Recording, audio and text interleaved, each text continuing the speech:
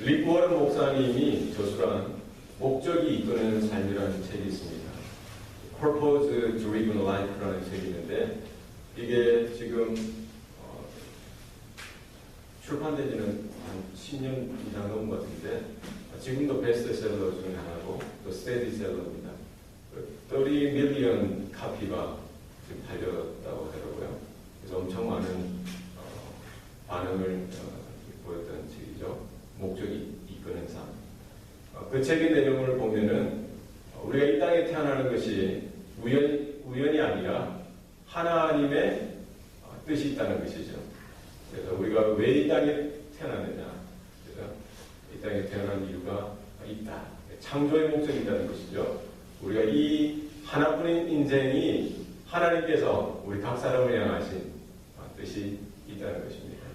마찬가지로 우리를 하나님의 자녀 삼으시고 하나님의 백성 삼으시고 또 주님의 몸된 교회로 불러주셨던 것은 이 땅에서 하나님의 뜻을 이루고 우리를 향하신 하나님의 뜻, 그 목적을 따라 살아가는 삶이 의미 있는 삶이고 복된 인생인 것을 우리도 기억해야 할 것입니다.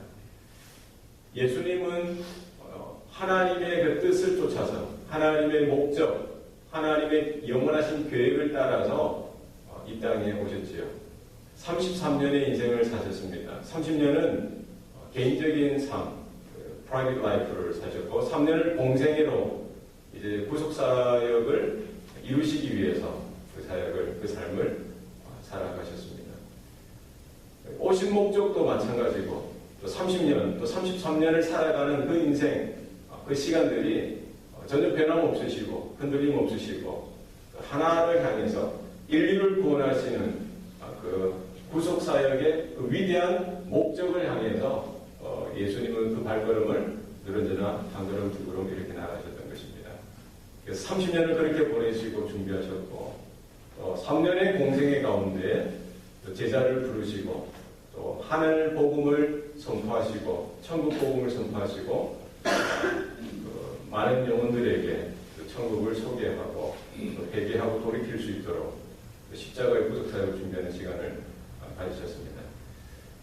어저께가 이제 종료주일입니다. 예수님께서 나귀를 타시고 이제 예루살렘을 입성하셨습니다. 만왕의 왕 되시고 만주의 주 되신 주님께서 이 나귀를 타시고 겸손한 모습으로 예루살렘을 입성하셨고 많은 사람들이 호산나 호산나 이렇게 환영하였지요. 그것을 또 이렇게 좋게 보지 못한 바리새인들이나 종교 지도자들이 또 이렇게 뭐라고 했을 때 예수님께서 그들이 소리 지르지 않으면 하나님께서 모래들로도 이렇게 일으켜서 하나님을 찬양하도록 주님을 찬양하도록 만들 것이다 라고 이야기하셨습니다. 그래서 어제부터 이제 종료주일이 시작돼서 월, 화, 수, 목, 금 이렇게 고난주간 예수님의 생애, 이 33년의 그 짧은 생애 중에 마지막 일주일의 시간이 이제 어제부터 시작되어져서 오늘 둘째 날이 되어지는 것입니다. 그래서 우리 인생에 있어서도 우리가 어떻게 길면은 길고 짧으면 짧은 이 한 생을 살아가면서 우리에게 마지막 일주일이 남겨져 있다라면은 저와 여러분은 어떠한 모습으로 어떠한 삶의 방향으로 나아갈 것인지 우리가 한번 고민해 봤으면 좋겠습니다. 그래서 예수님처럼 우리의 인생이 이 땅을 위한 것이 아니라 저 하늘 보좌를 향한 우리의 삶의 걸음걸이가 될 수 있길 바랍니다. 예수님이 마지막까지 십자가 그 갈보리 언덕을 향하여 나아가신 그 흔들림 없는 발걸음처럼 주님의 제자된 저와 여러분도 세상을 향하여 우리의 마음이 흔들리는 것이 아니라 마지막 그 순간까지 우리가 주님 앞에 마지막 호흡을 당하는 그 시간까지 우리의 믿음을 붙들고 하나님께서 주신 말씀에 붙들려서 한 걸음 한 걸음 주님과 같이 주님처럼 나아갈 수 있는 저와 여러분 복된 인생 될 수 있기를 바랍니다. 예수님께서 이제 예루살렘에 들어가셨다가 다시 나오셔서 베다니에서 하룻밤을 주무시고 다시 예루살렘에 들어가십니다. 그런데 좀 이렇게 시장기가 있으셨어요. 저 멀리 이제 길거리에 있는 무화과 나무를 보았는데 이 잎사귀가 무성한 것입니다. 그때 그 당시 보면은 이 무화과 하면은 보통 먼저 열매가 맺히고 그 다음에 잎사귀가 열리게 되죠. 잎사귀가 붙게 된다고 합니다. 그리고 3월 초 중순부터 이렇게 자그마한 열매가 맺히는데, 그리고 4월이 되고 5월, 6월이 되면 이제 무르익은 이런 열매가 맺혀지는 것이죠. 그래서 예수님께서는 그것을 이제 혹시 먹을 것이라도 있는지 싶어서, 그 당시에 사람들은 이제 지나가다가 나무에 열매가 있으면 이게 급한 시장기라도 때우기 위해서 열매를 따서 먹곤 하였기 때문이죠. 그래서 가보니까 잎사귀는 무성한데 거기 열매는 없어요. 그런데 오늘 본문에 보니까 무화과의 때가 아닙니다 이렇게 되어 있는 것은 무엇입니까? 사실 거기서 말하는 무화과의 때는 이른 때가 아니라는 거죠. 늦은 때에 사실은 무화과의 열매가 많이 열리는데, 지금 이제 예수님이 4월 초에 그 이제 열매를 찾으시는데, 사실은 조그만한 열매라도 있었어야 될 그때인데 그 작은 열매도 사실 없었다는 것은 나중에 5월, 6월이 돼도 그 나무에는 무화과가 열릴 수가 없다라는 것이죠. 그러니까 예수님 보시고 이제부터 영원토록 내게서 사람들이 열매를 따먹지 못할 것이다 라고 저주를 하시는 것입니다. 우리나라 꽃은 무엇입니까? 무궁화. 그러면 일본의 꽃은 사쿠라. 그러면 이스라엘에 상징하는 식물은 무화과. 그래서 예수님은 이 길을 지나가시다 물론 시장하셔서 그 무화과 열매 하나를 먹으려고 가셨겠지만, 그 입만 무성한 무화과 나무를 보고 열매를 맺지 못하는 그런 모습을 보고 지금 이스라엘을 상징하고 있는 것이죠. 입만 무성한 열매 없는 그 이스라엘과 같은 그런 모습들을 주님께서는 바라보셨던 것입니다. 하나님의 택한 백성이라고 하면서, 하나님의 말씀을 받은 민족이라고 하면서, 하나님을 사랑하는 민족이라고 하면서 그들의 삶을 보면은 예배의 이 경건의 모양은 있는데, 형식은 있는데, 하나님의 찾으시는 예배를 향한 온전한 중심, 마음은, 믿음은 없다라는 것입니다. 정말 하나님께서 찾으시는 그 자그마한 열매라도 맺혀지기를 원하셨는데, 그 이스라엘은, 유대민족은 그것조차도 맺지 못하는 그런 현실이었던 거죠. 분명히 구약 성경에서 예언하셨던 그 오신 메시아가 분명히 눈앞에 오셨음에도 불구하고 그 이스라엘 백성들은 결국 그 예수님을 이렇게 마지막에는 십자가에 매달아 죽게끔 내버려 두게 되었던 것이죠.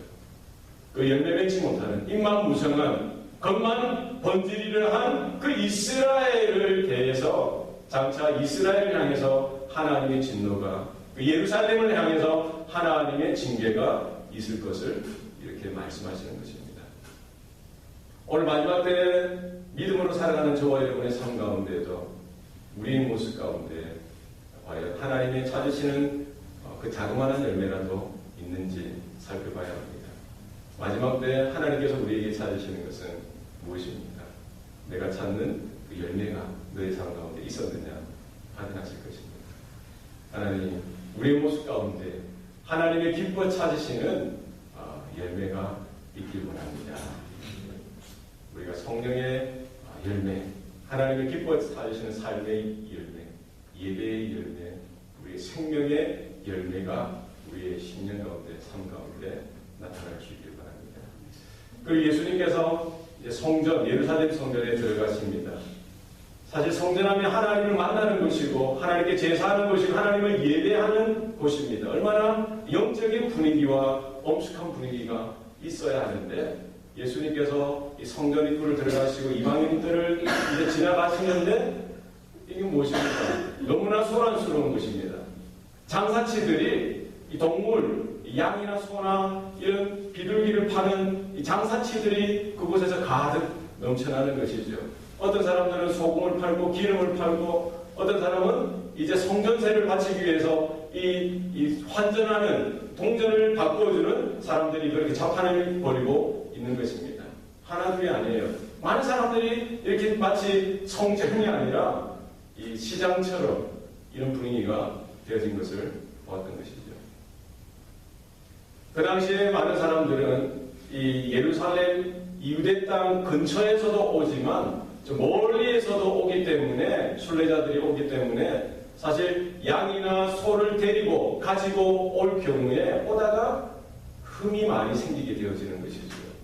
그리고 근처에서 왔다라고 하더라도 이 대제사장 가야바, 이 제사장 그룹들이 그 양이나 소나 이런 비둘기를 이렇게 정말 제물로서 이게 흠이 없는지 확인하는데, 사실은 물론 있는 그대로 확인할 수도 있겠지만 마음이 타락하고 종교가 타락해졌기 때문에 보고는 없는 흠도 찾는 거예요.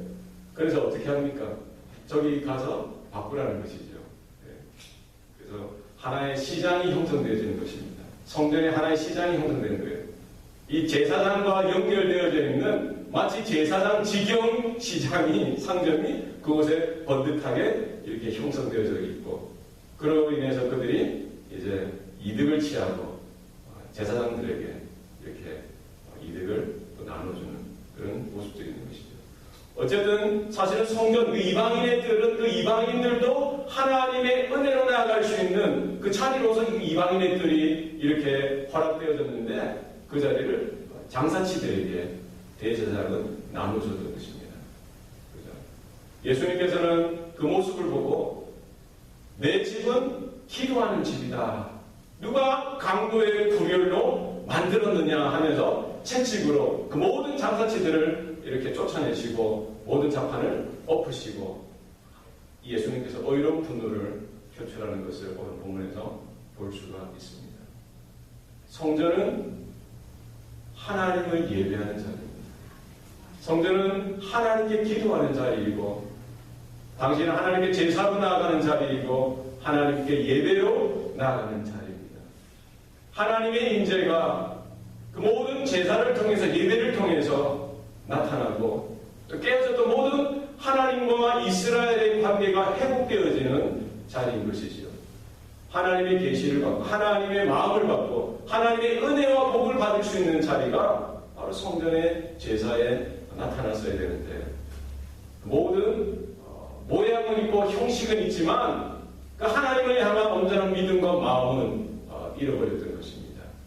마치 예수님께서 그 입만무성한 무화과 나무를 저주하셨듯이 지금 제사장 그들이 행하고 있는 그 모습들이 형식은 따르고 제물은 취득하고 잡고 피를 흘리지만 과연 그와 같은 모습이 하나님께서 기뻐 찾으실 만한 제사요 예배의 모습이 되겠는가? 아니라는 것이죠. 예수님께서 이제 고난주간 둘째 날에 그 성전을 청결케 하는 그런 모습을 통해서 우리가 하나님 앞에 바로 온전한 모습으로 드려야 될 예배의 모습이 어떠해야 하는지에 대해서 말씀해 주고 있습니다. 오늘 이 아침에 예수님께서 우리 교회에 저와 여러분의 마음 가운데 찾아오셨을 때 우리 마음이, 우리 생각이, 우리의 심령이, 우리의 이 성령께서 임하실 우리의 그 삶, 제물이 되어져야 될 우리 심령, 우리 성전이 되어져야 될 우리 마음이 과연 어떠한 모습인가? 하나님을 향한 온전한 기도가 있는지, 하나님을 향한 간절한 믿음과 소원이 있는지 우리가 확인해 봐야 합니다. 입만 무성하게 내 삶이 볼 때, 남들이 볼 때, 사람들이 볼 때, 세상들이 볼 때, 저들은 교회고 예수 믿는 사람이구나, 이것만 나타내는 모습만 있는 것은 아닌지, 경건의 능력은 있는지, 하나님이 찾으시는 예배의 열매가 있는지 우리가 확인해 봐야 할 때입니다. 그래서 하나님, 이 교회 가운데, 우리 가정 가운데, 우리 성도된 나의 심령 가운데 세상으로 어지럽혀진, 더러워진 이런 모습들이 청결하게, 깨끗하게 하나님 회개되어지고 통례하고 자복해서 하나님의 찾으시는, 기뻐 찾으시는 정말 성령의 열매가, 삶의 예배가, 삶의 열매가 우리 심령 가운데 나타나게 할 수 없어서 우리가 이렇게 주님 앞에 기도할 수 있길 바랍니다. 그래서 예수님께서는 십자가를 향하는 그 첫걸음, 바로 성전을 청결케 하심으로 우리 예배가 깨끗해지고 우리 심령이 하나님 앞에서 깨끗해져서 정말 우리가 하나님 앞에 온전히 나아갈 수 있는 그와 같은 자리로 부르신다는 사실을 우리가 기억하시길 바랍니다. 그래서 오늘 하루도 그 주님의 그 발걸음, 십자가를 향하신 그 발걸음을 따라서 우리의 남은 마지막 생애 가운데 우리가 동일하게 주님을 따라 한 걸음 더 주님 앞에 나아가는 복된 인생 될 수 있기를 바랍니다. 기도하시겠습니다.